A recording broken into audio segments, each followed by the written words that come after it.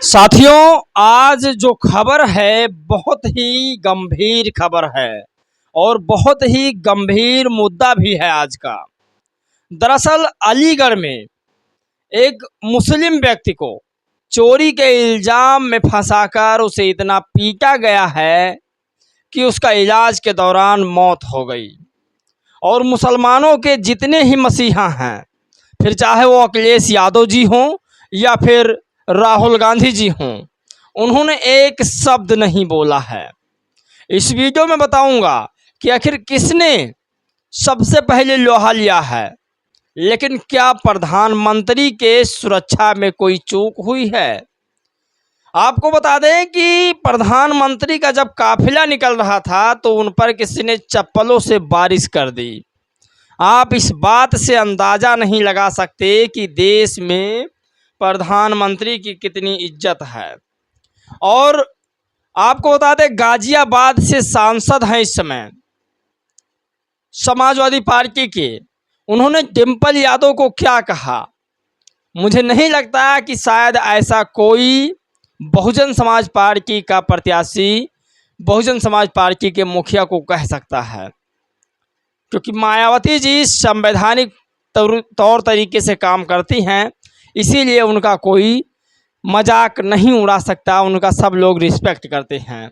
तो आज सबसे बड़ी खबर है जिस पर बातचीत करेंगे। सोचिए, बिहार में जातीय जनगणना हुआ था और नीतीश कुमार और तेजस्वी यादव ने कहा कि 65% हमारा छोड़ देंगे, लेकिन आज कोर्ट का फैसला आ चुका है। सबसे ज़्यादा खुश कौन है इस वीडियो में जानेंगे, लेकिन वहीं पर आपको आंकड़ा बताएंगे बिहार का कि बिहार में किसकी कितनी जातियां हैं, कितने % जातियां हैं।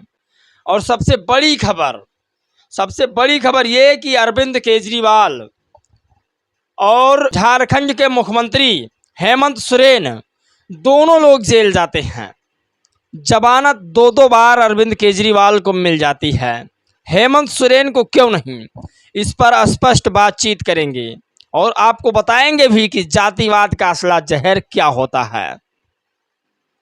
लेकिन सबसे बड़ी खबर, अगर आप मेहनती हैं और आपके अंदर लगन है, बाबा साहब डॉक्टर अंबेडकर को आपने जाना है कि कितना मेहनत परिश्रम करके उन्होंने आज पूरे धरती पर अपने नाम का वर्चस्व लहराया है, तो आप मेहनत जरूर करेंगे। डॉली चाय वाले आज अंबेडकरवादी पूरे देश में फैल रहा है। इस समय आपको उसकी वीडियो दिखाऊंगा, दुबई में हैं और किस तरह से शेख के साथ मौज कर रहे हैं।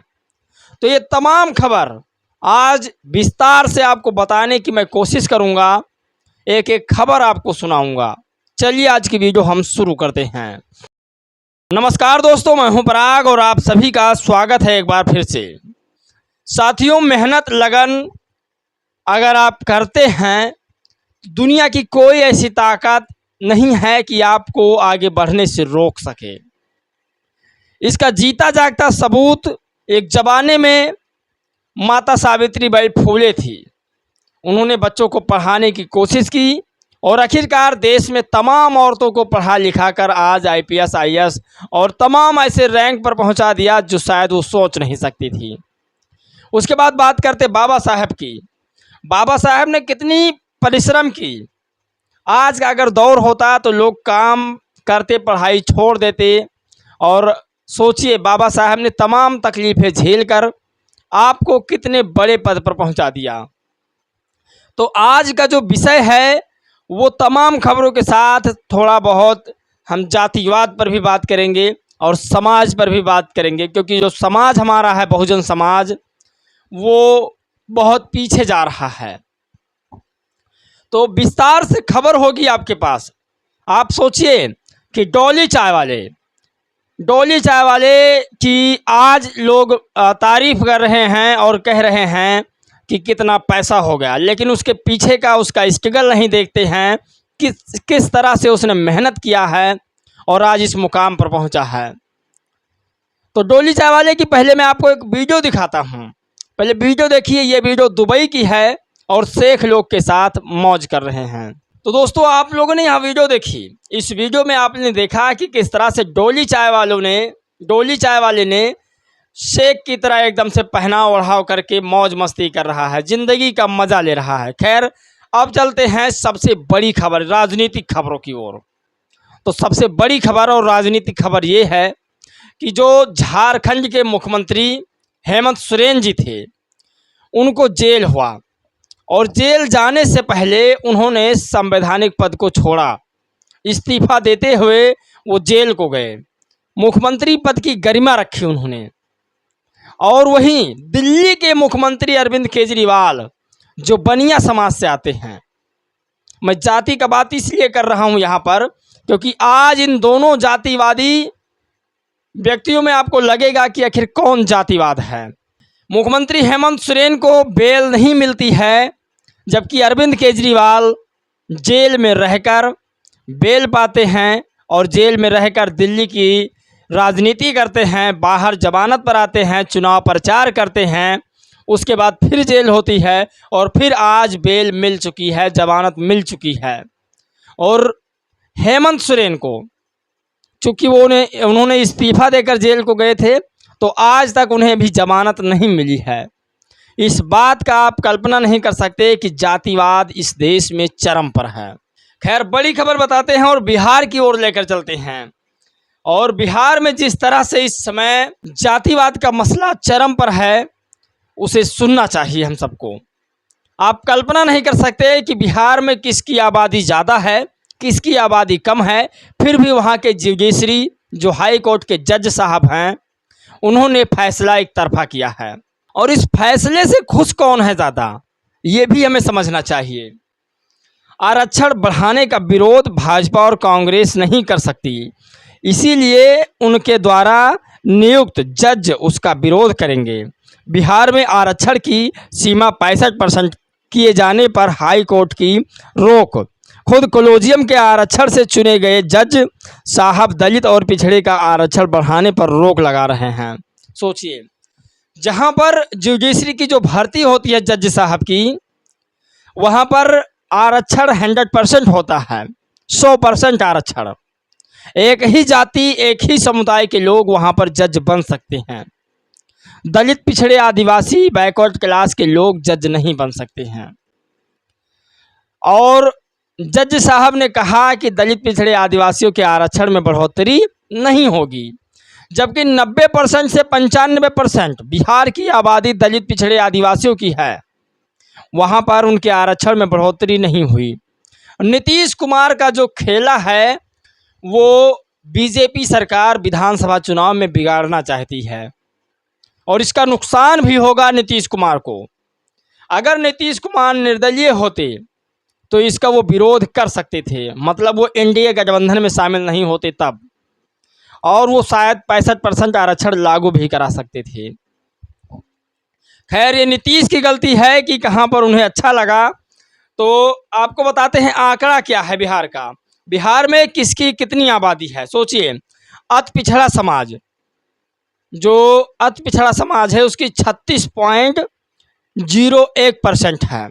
वहीं पिछड़े समाज की आबादी 27.12%। और अगर अनुसूचित जाति यानी शेड्यूल कास्ट की बात की जाए तो 19.65% आबादी है दलितों की। और अगर अनुसूचित जनजात, जिसे ट्राइबल समाज कहा जाता है, आदिवासी समाज, अगर उनकी बात की जाए तो 1.6%। और अगर सामान्य वर्ग की बात की जाए तो 15.52%। यानी कि नीचे से दूसरे नंबर पर इनकी आबादी है और हक और फैसला इनके पक्ष में आया है। और सबसे ज़्यादा खुश मनुवादी लोग हैं, जिन्हें दलित, पिछड़े, आदिवासियों को आगे बढ़ना अच्छा नहीं लगता है। आप इस बात की कल्पना नहीं कर सकते। बिहार में तो खेला हो चुका है, विधानसभा चुनाव एक तरफा फैसला जाएगा। अगर तेजस्वी यादव ने मेहनत नहीं की तो फैसला बीजेपी के पक्ष में जरूर जाएगा। तो बताते हैं, आखिर सबसे ज़्यादा खुश अभिनव मिश्रा नाम के व्यक्ति हैं। इन्होंने कहा कि जश्न मनाइए, बड़ी खुशखबरी है, जीत का। जातिवाद हार गया। सोचिए, जातिवाद दलित समाज कर रहा है। आप कल्पना नहीं कर सकते कि जातिवाद दलित समाज कर रहा है इन लोगों के हिसाब से। जिन्हें गिलास तक नहीं छूने दिया जाता है। ये रियलिटी है गांव की, शहरों की भी है। अगर जातिवाद वहाँ पता चल जाए तो आपको अपना गिलास नहीं छूने देंगे, आपके हाथों से एक गिलास पानी नहीं पिएंगे। और जातिवाद दलित समाज कर रहा है। सोचिए, पटना हाईकोर्ट ने बिहार सरकार के जातिवाद फैसले को किया रद्द। हाईकोर्ट ने बिहार सरकार को बड़ा झटका देते हुए SC ST OBC और EBC को सरकारी नौकरियों में शैक्षणिक स्थानों में 65% आरक्षण देने के कानून को रद्द कर दिया है। चीफ जस्टिस KB चंद्रा की अध्यक्षता वाली खंडपीठ के गौरव कुमार और अन्य की याचिकाओं पर यह फैसला सुनाया गया था। सोचिए, एक हिंदू इस बिल को पास करवाने की कोशिश करता है, नीतीश कुमार, तेजस्वी यादव, और एक हिंदू इसका विरोध करता है। आप इस बात की कल्पना नहीं कर सकते। हिंदुओं से नफरत सिर्फ हिंदू करते हैं और फिर कहते हैं कि हिंदू हिंदू एकता नहीं है। आप इस बात का अंदाज़ा नहीं लगा सकते कि सबसे ज़्यादा जातिवाद कौन कर रहा है। खैर, अलीगढ़ में एक व्यक्ति को चोरी के मामले में पकड़ा जाता है और उसे इतना पीटा जाता है कि उसकी मौत हो जाती है। उसका नाम जो है मोहम्मद फरीद है। आप खबर विस्तार से सुनिएगा। फरीद की मौत जांच और दवाइयां अस्पताल में हो जाती है, इन सब तमाम बीचों में। और यूपी के अखिलेश यादव जी या फिर राहुल गांधी जी एक शब्द तक नहीं बोलते हैं मुसलमानों के प्रति। ये आज पहली बार नहीं है, पहले भी ऐसा हो चुका है। मायावती जी हमेशा बोलती थी, लेकिन ये दोनों नेता मुसलमानों की सिर्फ वोट लेना जानते थे, और आज फिर यही हुआ है। तो चंद्रशेखर आज़ाद रावण ने इस पर कड़ा एक्शन लिया है। चंद्रशेखर रावण ने कहा कि अलीगढ़ में चोरी के शक में मोहम्मद फरीद को इस बेरहमी से पीटा गया है कि उसका उपचार के दौरान मौत हो गई है। घटना बेहद पीड़ादायक और दंडनीय है। मैं अलीगढ़ पुलिस से सभी आरोपियों को शीघ्र गिरफ्तार कर कार्रवाई करने की मांग करता हूं, और साथ ही मैं गवर्नमेंट ऑफ इंडिया से मॉब लिंचिंग पर शीघ्र ही सख्त कानून बनाने की मांग करता हूं, और यूपी गवर्नमेंट से मृतक फरीद के परिवार को 50 लाख रुपए की आर्थिक मदद देने की मांग करता हूं। मैं शीघ्र ही मृतक फरीद के परिजनों से मिलने अलीगढ़ जाऊंगा। मेरी संवेदनाएं उनके साथ है। सोचिए, चंद्रशेखर आज़ाद रावण, मायावती, ऐसे तमाम नेता जो मुसलमानों के ऊपर अत्याचार होते हुए नहीं देख सकते हैं। मुसलमानों ही क्या, दलित, पिछड़े, आदिवासी, सामान्य वर्ग, गरीब लोगों के साथ खड़े रहते हैं। तो बड़ी खबर आज की ये थी, लेकिन सबसे बड़ी खबर की ओर एक और चलते हैं जो अभी भी निकल कर आई है। डिम्पल यादव को लेकर के उनके ही सांसद का अभद्र बयान मुझे अभद्र लगता, क्योंकि ऐसे मर्यादा भाषा एक सांसद की नहीं हो सकती। भले ही अफजल अंसारी कई वर्षों से बहुजन समाज पार्टी में, कई वर्षों से समाजवादी पार्टी में काम कर रहे हों, लेकिन डिम्पल यादव को इस शब्द से नहीं संबोधित करना चाहिए था। पहले वीडियो आप देखिए। डिम्पल का जो अभी डिम्पल है, बाबा साहब भीमराव अम्बेडकर इसी देश में पैदा हुए, पंडित जवाहरलाल नेहरू इसी देश में पैदा हुए, राम मनोहर लोहिया इसी देश में पैदा हुए। किसी के नसीब में ये नहीं था कि वो इतने लोकप्रिय हो जाए कि निर्विरोध पार्लियामेंट चले जाए। डिम्पल निर्विरोध पार्लियामेंट पहुंच गई, तो क्या मतलब नेता है, बताइए। और स्टार प्रचारक है तो राज बब्बर ने ही चारों खाना चित्त कर दिया था। तो दोस्तों, यह वीडियो आप लोगों ने देखा। यह वीडियो समाजवादी पार्टी के सांसद अफजल अंसारी का है। लेकिन सबसे बड़ी खबर, क्या पीएम के सुरक्षा में चूक हुई है कोई? आपको बताते हैं, सुरक्षा में गंभीर चूक। वाराणसी में पीएम की कार पर फेंका चप्पल। मंगलवार को अपने संसदीय क्षेत्र में आए थे प्रधानमंत्री नरेंद्र मोदी। लगातार तीसरी बार प्रधानमंत्री बनने के बाद अपने संसदीय क्षेत्र में पहुंचे नरेंद्र मोदी की सुरक्षा में बड़ी चूक सामने आया है। प्रधानमंत्री की कार पर चप्पल फेंकने का वीडियो बुधवार को सोशल मीडिया पर वायरल होने से हड़कंप मचा है। वीडियो मंगलवार की रात उस समय का बताया जा रहा है जब प्रधानमंत्री किसी सम्मेलन को संबोधित करने के बाद सड़क मार्ग से दशाश्वमेध घाट जा रहे थे। सोचिए, ये सबसे बड़ी खबर है। खैर, देश के प्रधानमंत्री हैं और उन पर इस तरह से चप्पल फेंकना या किसी प्रकार का गलत काम करना मुझे लगता है कि कानूनन अपराध है और इसका पुलिस ज़रूर संज्ञान ले।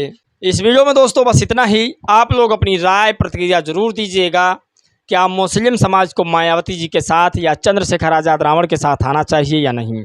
आपका राय, आपका सुझाव बहुत ज़रूरी है दोस्तों। मुझे लगता है कि वो समय अब दूर नहीं है जब आज़ाद समाज पार्टी, बहुजन समाज पार्टी एक मंचों पर काम करेगी।